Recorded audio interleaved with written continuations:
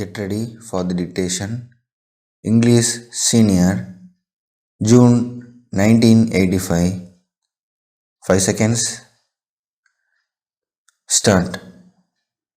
Ladies and gentlemen, I have great pleasure in taking part in the seminar on unity and progress of the country. During the discussions that were held this morning, this subject was dealt with by men of experience in different walks of life. I am sure their views will be taken into consideration by those who are responsible for shaping the destiny of the country. I would like to share with you some of my thoughts in this matter. In the first place, when we talk of unity, some may wonder why this is talked about over and over again at a time when we are already united. It is natural for them to think like that. I also agree with them to some extent, but as one who took part in the freedom movement and who is interested in the unity and progress of this country, I request them to look at this matter from a long range point of view because I have a feeling that there are some sections of the society here and there which are trying to disrupt the unity of the country.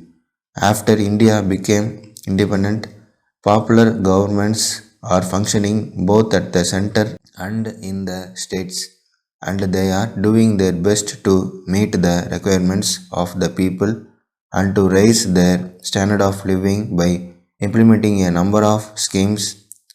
In spite of this, due to the growing needs of the people, they expect more and more from the government. How this can be done is the question. Ministers at the center and in the states are elected by the people from time to time, and there is no doubt they are working for the progress of the country and the people, but on account of number of unforeseen circumstances, we have not been able to progress to the desired extent. One of the reasons for this situation is when there are floods in some parts of the country and a drought in some other parts, we see that large sums of money are spent by the government in order to give relief to those affected by natural calamities. In addition to this, a sizable sum of money has to be spent for the defense of the nation, without which freedom cannot be preserved. It is only after meeting these inevitable items of expenditure the revenues of the government have to be spent for other essential items. While doing so, it is very often seen that the available funds are not sufficient to meet the needs of the people, and there are grievances here and there. Taking into consideration these aspects, the government and the people have to work together to make the best use of the natural resources and increase the national wealth. For instance, in areas where there is irrigation facility, we must increase the production of food grains. In areas where there is scope for industrialization development, suitable industries have to be started. It is only by such a determined effort the nation can progress. Another matter is that while we have to take advantage of the latest developments taking place in the advanced countries and adapt them, we have to see that in our country where there is plenty of manpower and vast areas of land available for exploitation, we have to plan in such a manner as to provide work for all our citizens. My view is that in a developing country, we cannot allow anyone to remain idle without doing some useful work or other, because only a nation which is active can progress. Letter dated 10th April 1983 from Thiru M. Sarathi, Advocate, Rajaji Salai, Madras to Messrs. Selvam and Company, Broadway, Madras.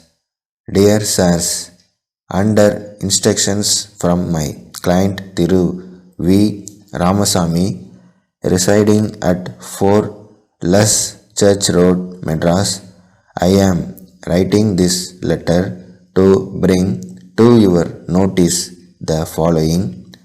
You are in occupation of the premises owned by my client at 20 Broadway, Madras for the last 10 years.